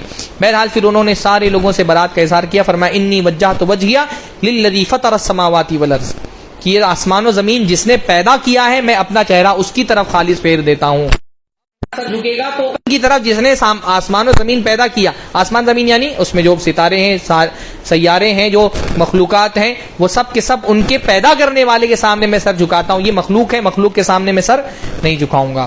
تو اور ایک خوبصورت مقام ہے جہاں انہوں نے اپنی قوم والوں سے خطاب کیا، اللہ نے فرمایا وَاتْلُ عَلَيْهِمْ نَبَأَ ابراہیم، سورہ شورى کی آیتیں ہیں، اللہ نے فرمایا وَاتْلُ عَلَيْهِمْ نَبَأَ ابراہیم، ان کے اوپر ابراہیم کا واقعہ بیان فرمائیں، اذ قَالَ لِأَبِيهِ وَقَوْمِهِ مَا تَعْبُدُونَ، جب قوم والوں سے حضرت ابراہیم علیہ السلام نے اپنی باپ سے اور اپنے قوم والوں سے کہا ما تعبدون، کس کی عبادت کرتے ہو، کہا قالوا نعبد اصناما فنظل لها عاکفین، قوم والوں نے اور باپ نے کیا کہا، ہم بتوں کی عبادت کرتے ہیں اور ہم اسی پہ نزلو، ہم جھکے رہیں گے اپنے بتوں پر، ضد مشرک جو ہے وہ ضد میں آ جاتا ہے نا، نزلو مطلب ہم ایسے ہی بتوں کی عبادت کرتے رہیں گے، تم کتنا بھی ہم کو سمجھاؤ ہم سمجھنے والے نہیں ہیں۔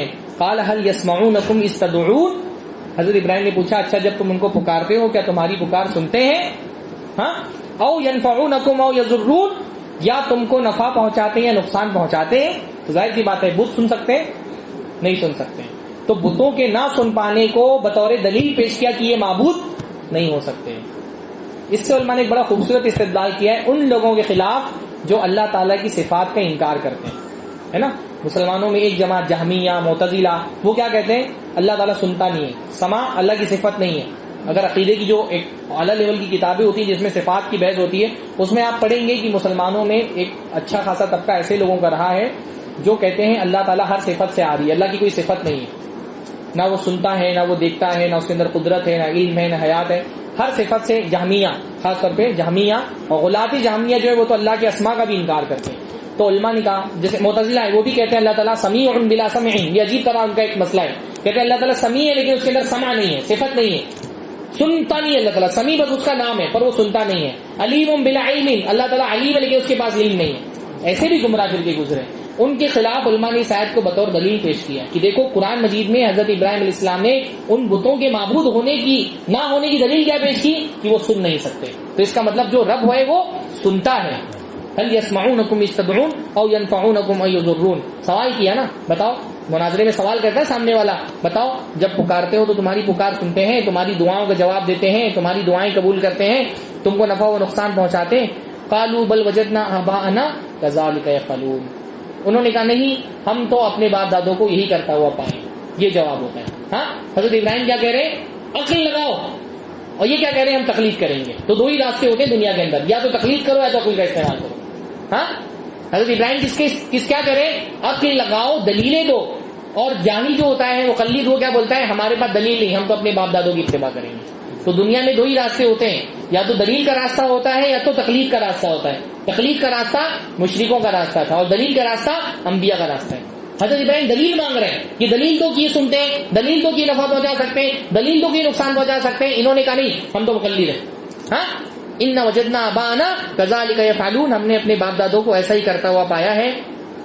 قال افرأيتم ما كنتم تعبدون انتم وآباؤكم الاقدمون فإنهم عدو لي الا رب العالمين، تو انہوں نے حضرت ابراہیم نے کہا کہ تم جن کی عبادت کرتے ہو اور تمہارے پوروج جن کی عبادت کرتے رہے تھے، میں ان سب سے بری ہوں، فإنهم عدو لي، یہ میرے دشمن، یہ برات مطلوب ہے کہ غیر اللہ جن کی عبادت اللہ کے علاوہ کی جاتی ہے ان سے ہمارا تعلق نفرت کا تعلق ہونا چاہیے، دشمنی کا تعلق ہونا چاہیے. جب تک کہ غیر اللہ سے ہر طرح سے اپنے آپ کو کاٹ نہ دیا جائے ہمارا ایمان اور توحید مکمل نہیں ہو سکتے. بلکہ شروعات توحید کی کیسے ہوتی ہے؟ غیر اللہ کی نفی کر کے، ہے نا. اس لیے ہمارے کلمے میں پہلے نفی ہے پھر اس بات ہے لا الہ الا اللہ، نہیں ہے کوئی بھی معبود، سارے معبودوں کا پہلے انکار کرنا ہے، پھر اس کے بعد اللہ تعالیٰ کے لیے عبادت کا اس بات کرنا ہے. وَمَن يَكْفُرْ بِالطَّاغُوتِ وَيُؤْمِن بِاللَّهِ، اللہ نے کفر کا ذکر پہلے کیا کہ سارے بتوں کا، غیر اللہ کے معبودوں کا انکار کرو پھر اللہ پہ ایمان لے کر کے آؤ. یہ مطلوب ہے اور یہ بہت ضروری، خاص طور پہ ہندوستان میں ہم جس ماحول میں رہ رہے ہیں اس میں یہ برات، مشرکوں کے دین سے، ان کے بتوں سے برات کا اظہار کہ بھائی ہر معاملہ ہمارا حسن سلوک آپ کے لیے رہے گا، لیکن جہاں تمہارے دین کا معاملہ آئے گا وہاں ہم تمہارے سے الگ ہیں، ہمارا راستہ تمہارے راستے سے الگ ہے. وہاں پہ کہنا ہے لکم دینکم ولی دین، جہاں پہ لکم دینکم ولی دین بول رہے ہیں وہاں بولتے ہی نہیں ہے، وہاں پہ بولنا ہے لکم دینکم ولی دین. پر مسلمان کیا ہیں؟ سب کے ساتھ ان کا بھی صحیح ہے، ان کا بھی صحیح ہے، تمہارے ساتھ بھی آ جائیں گے، تمہارے ساتھ بھی آ جائیں گے. حضرت ابراہیم کی زندگی میں یہ بہت بڑا اسوہ ہے ہمارے. لمبی بحثیں قرآن مجید میں بہت ساری صورتیں، سورہ شورا میں، سورہ ابراہیم میں اور سورہ مریم میں، سورہ انعام میں بہت سارے مقامات پر حضرت ابراہیم کی دعوتی گفتگو کا ذکر ہے. ظاہر سی بات ہے درس میں ساری چیزوں کو سمیٹا نہیں جا سکتا ہے. اتنا سب کچھ سمجھانے کے بعد جب قوم والے نہیں مانے تو پھر ایک انتہائی قدم کیا اٹھایا حضرت ابراہیم نے؟ ان کے بتوں کو توڑ دیا، ہے نا. ایسا ہوا کہ جیسے ہی سمجھ میں آیا توحید جا کے پہلے بتوں کو ہی توڑ دیا. ایسا نہیں کیا نا. اس سے کیا سمجھ میں آتا ہے؟ ہم کو دعوت میں تدریج ہونی چاہیے، بھائی اسٹیپ بائی اسٹیپ دعوت کا کام کرنا چاہیے. ہمارے یہاں جو ایکسٹریمزم پھیلا ہوا ہے نا کہ آخری انتہا پہ چلا جاتا ہے آدمی اٹھتے ساتھ. یہ آج جو واقعہ پیش آیا مطلب میرے تو خون کھول رہا ہے سوچ کر کے. وہ جو ادے پور میں ایک آدمی کو کوئی اسٹیٹس لگانے کی وجہ سے 2 لوگوں نے جا کے قتل کر دیا. ہاں کوئی وہ جو گستاخ رسول و خاتون کی اس کی حمایت میں اس نے اسٹیٹس لگایا، 2 لوگ جا کے قتل کر دیے. اللہ کی بندو دعوت یہ انبیاء کا طریقہ نہیں ہے کہ اٹھتے ساتھ بس ایک ایکسٹریم لیول پہ چلے جاؤ. اس سے پہلے بھی ہم نے یہاں پہ بات رکھی نا کہ بھئی گستاخ رسول کی سزا قتل ہے، لیکن کہا اسلامی حکومت میں جہاں اسلامی انوائرمنٹ ہوگا، اسلامی قوانین نافذ ہوں گے، وہاں پہ اسلامی عدالت ہوگی. اس گستاخ کو لا کے عدالت میں پیش کیا جائے گا. پہلے جو جج ہوگا وہ پورے معاملات کو سمجھے گا، دیکھے گا کہ گستاخی ہوئی کہ نہیں ہوئی ہے، الزام سچا ہے کہ جھوٹا ہے، جس پر الزام لگایا گیا اس کی ذہنی حالت کیا ہے. پھر اس کے بعد وہ پروسیڈنگ پوری چلے گی. پھر اس کے بعد اگر وہ ثابت ہوتی ہے کہ وہ ثابت ہوتا ہے کہ وہ مجرم ہے، تب جا کر کے عدالت فیصلہ نافذ کرے گی اور اس کو اس فیصلے کو نافذ کرنے کے لیے پھر جو باقاعدہ ایک کمیٹی ہوتی ہے، جو جلاد ہوتا ہے جو نافذ کرتا ہے قانون، وہ نافذ کرے. ایسا نہیں کوئی ٹوٹ کر کے نافذ کر دے. ایسا تو بولے تو پھر اہل حدیث تو سارے کے سارے طبقے کے نزدیک گستاخ ہے جس نے قتل کیا ہے. وہ جو اتاری ہوتے ہیں لبیک یا رسول اللہ کہنے والے، اس طبقے کے نزدیک تو سارے اہل حدیث گستاخ ہیں. جو اللہ کے رسول صلی اللہ علیہ وسلم کو عالم الغیب نہ مانے وہ بھی گستاخ ہے. تو ان کا تو بس چلے گا تو پھر کسی اہل حدیث کی جان نہیں بخشیں گے. ہاں ایسا نہیں چلتا ہے. یہ ہمارے نوجوانوں کا بہت بڑا مسئلہ ہے، ایک ایکسٹریم پہ چلے جانا آتے ساتھ. حضرت ابراہیم علیہ السلام سے زیادہ ہدایت یافتہ ہیں. بھائی اللہ کے رسول کو دیکھے نا، اللہ کے رسول صلی اللہ علیہ وسلم کو اللہ نے وحی کی نعمت سے نوازا. کیا کیا؟ سب سے پہلے جا کے مکہ کعبہ میں جا کے بتی توڑ دیے. ہاں کیا کیا؟ پہلے جاتے ہی بت توڑ دیے؟ نہیں نا. 13 سال مکہ میں دعوت دیتے رہے. اس کے بعد 10 سال مدینہ میں دعوت دینی، 8 ہجری 9 ہجری میں جا کر کے پھر مکہ فتح ہوئے، تب جا کر کے کعبہ کی بت توڑے. ہر چیز کا ایک وقت ہوتا ہے، ہر چیز کا ایک ماحول ہوتا ہے، کچھ قاعدے قوانین ہوتی ہیں. یہ خوارج کی صفت ہے کہ وہ ہمیشہ امتحان میں چلے جاتے ہیں. کوئی ایک بات ہوتی ہے بس گستاخ رسول کی ایک سزا، تنسر سے جدا، بس ایک بات بتائیں، بس جس کو بھی جو بھی کرے اس کو قتل کر دو. ابھی کتنا بڑا مسئلہ ہو جائے گا. ہاں اس ملک میں ویسے مسلمانوں کو ایک ان کی شبیہ بگاڑنے کی اتنی کوششیں ہو رہی ہیں، اور اس میں ایک جو میجورٹی ہے اس کے دل میں یہ بات ڈالنے کی کوشش کی جا رہی ہے کہ مسلمان تمہارے دشمن ہیں اور تم کو زندہ نہیں چھوڑیں گے. اب ایسے چھوٹے چھوٹے واقعات، حالانکہ اس ملک میں موب لنچنگ کے کتنے واقعات ہیں، بہت سارے مسلمان بھی قتل ہوئے، وہ اتنی بڑی ہائی لائٹ نہیں بنے گی، لیکن یہ مسئلہ کتنا بڑا بن جائے گا. اس کی وجہ سے اگر فسادات ہوتے ہیں کون اس کا ذمہ دار ہوگا. اس لیے ہمارے نوجوانوں کو جو ہے نا وہ انبیاء کی سیرت پڑھنی اور سیکھنی اسی لیے ضروری ہے تاکہ دعوت کا جو منہج ہے وہ سمجھ میں آئے. حضرت ابراہیم نے بت توڑا، لیکن کس مرحلے میں؟ مسلسل قوم کو دعوت دیتے رہے، پتہ نہیں کتنے لمبے عرصے تک کے.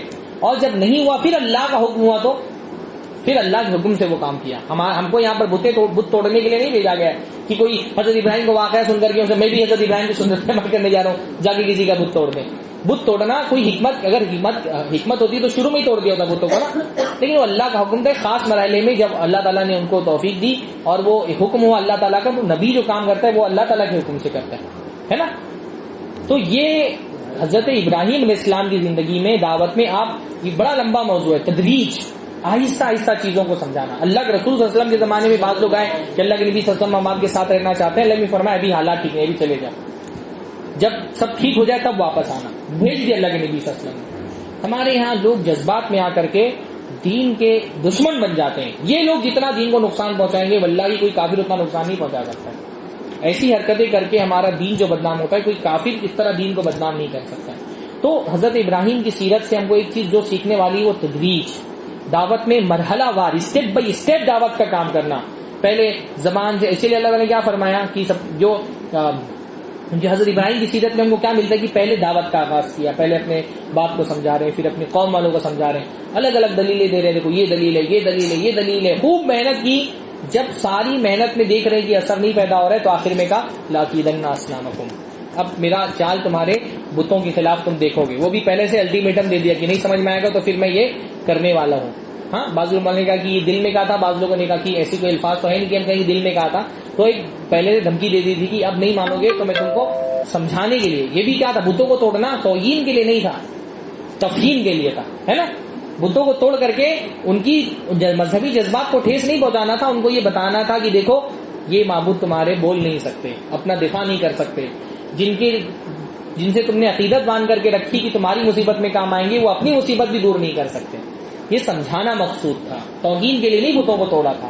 اللہ تعالیٰ نے ہم کو منع کیا ہے کہ ہم غیر اللہ کی جو ان کے معبود ہیں جھوٹے، ان کی بھی توہین سے ان کو گالی دینے سے اللہ تعالیٰ نے منع فرمایا.